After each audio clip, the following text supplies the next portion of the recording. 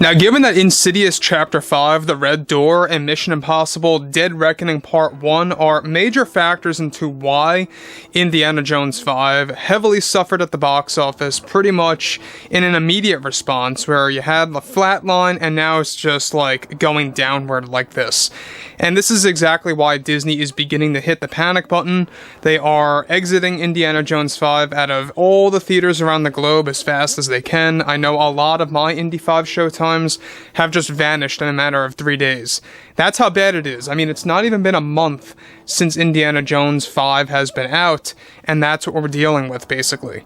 This is Mike Zero. Subscribe if you're new, and like this video to see future updates. I'm also on Twitter at Mike01. I thank you all so very much for the great and kind support, and let's get right into what's going on with Star Wars AHSOKA. Now, as you all know, AHSOKA is basically a make or break situation for Star Wars, right? They are banking on the show, the Disney executives and the board and Bob Iger. They are betting on this series to be basically the home run on Star Wars Disney Plus. And they expected to have a bigger amount of viewership than that of The Mandalorian Season 3 or even 2 and 1. And that really is a lot of pressure, because we know that there's a lot of mixed responses right now. Ever since the final trailer debuted just like, 2 days ago, a lot of people are saying, oh, it's a great trailer, it's amazing. Other people are saying, oh, where's the men in this thing? It's all females, what's with the men? So you have a lot of different responses going on with this, and there's a lot of things going on as well with AHSOKA behind the scenes that really isn't the best news at all. We're going to be covering every single bit of this and why it really kind of makes you a little on edge about what's going on here. So, with Star Wars AHSOKA said to be Disney and Lucasfilm's big survival for Star Wars for 2023 and beyond, and where that leads, one major development that has surfaced involves more bad news related to AHSOKA. After the cancellation of Season 2, we talked about this yesterday, by the way, already showing some level of lacking confidence on other major pieces of this development, is that Lucasfilm and Disney recently deleted an entire post-credit scene for Star Wars AHSOKA that was created by Favreau and Filoni that was to set up and build up for Season 2 for 2025. This entire deleted scene was described to feature a shocking turn of events connected to Luke Skywalker, in which it would bring viewers to Mount Tantiss, where an old man's voice is speaking over the scene as it moves through all of these experiments of clones and cloning technology. The build-up to this is that eventually focuses on a clouded tank and features the severed hand of Luke Skywalker from Empire Strikes Back, just like from the old Thrawn trilogy books. This post-credit scene was said to set up AHSOKA Season 2, however that has now been deleted entirely. On top of this, more controversial things that were done to the show is that Disney is planning to completely dial back completely on the marketing of AHSOKA after getting a lower than expected response rate on social media. Now, let me just stop right here for a sec. Now, the thing about this that I think a lot of fans need to really realize is that they really hit that emergency button right now with AHSOKA. They are beginning to realize that they need to really reform their strategy after what happened with Indiana Jones 5. Lucasfilm lost hundreds and hundreds of millions of dollars, guys. I mean, it's not even funny anymore at this point. I mean, this is at a point where it's just so pathetic and so sad that Lucasfilm just keeps doubling down time and time again, and how it's all Kathleen Kennedy's fault, let's be honest, and how basically, whenever this happens, they just keep losing more and more money. In fact, I think that this is pretty much on par with what happened with Solo: A Star Wars Story. So these are the two big L's now for Kathleen Kennedy, without a doubt. I mean, it really is that serious. And we're going to be talking about exactly what kind of ramifications are going to come out of this. In fact, there's a lot of things happening already, not just because of what happened with AHSOKA Season 2 getting canceled and this post-credit scene getting completely deleted at last minute, as well as dialing back on the marketing of AHSOKA throughout the rest of this month of July, leading into early August.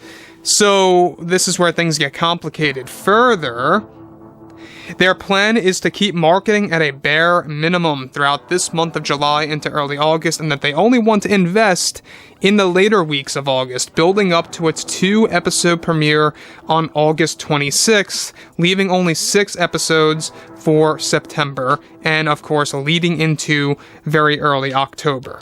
This is something that John and Dave were very much not in support of, and are in fear that it will drag in less viewership to their series that they are hoping will turn Star Wars around for the better. With AHSOKA Season 2 off the table now, they only want to focus on spin-offs, even if the show is successful. A Season 2 is not happening, apparently, right now, though the plan is to make Ahsoka essentially the new version of Luke Skywalker as a character from Star Wars Legends, since Ahsoka is a retelling of Heir to the Empire, essentially. Now, guys, about this series, alright?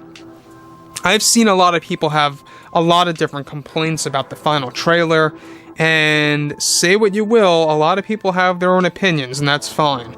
But we know that this series is pretty much the last leg right now for at least Disney Plus Star Wars. And do I believe that they are going to cancel Dave Filoni's movie if this comes to fail terribly?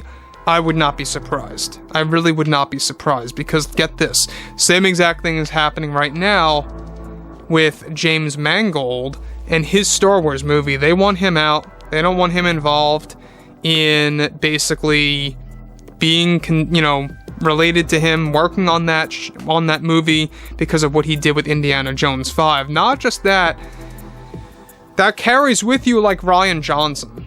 Very much like Rian Johnson's The Last Jedi. It carries with you. And that's why nobody wanted a Rian Johnson trilogy. This is why Disney canceled it in secret. They never wanted to come forward and officially make that announcement, because that's showing a sign of defeat and acceptance toward fans raising their voices. That's how they view things. I know it's petty, but it's true. And this is another prime example. And I think that you're going to see, if this show comes to fail terribly, it's really not going to look good for 2024, because 2024 is already looking like a downer, because the main show, yes, and I say the main show of 2024 is Leslie Headland's The Acolyte. The sub-show is Andor Season 2, and then on top of that you have another show that's going to be announced, the D23, by the way, that is currently untitled. It's going to be on par, though, with Skeleton Crew. It's going to be something of that status. So there's a lot of consequences coming out of Indiana Jones 5.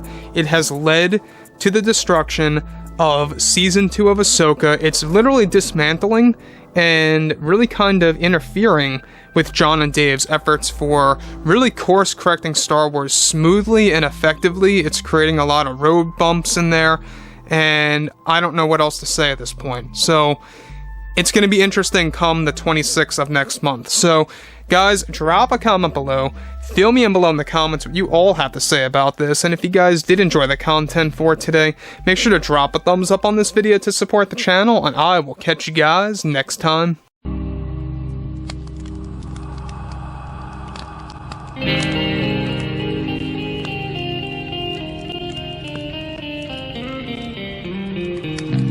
Gun in hand, we are alone again. No hiding from night to moon. We hear them moans again. No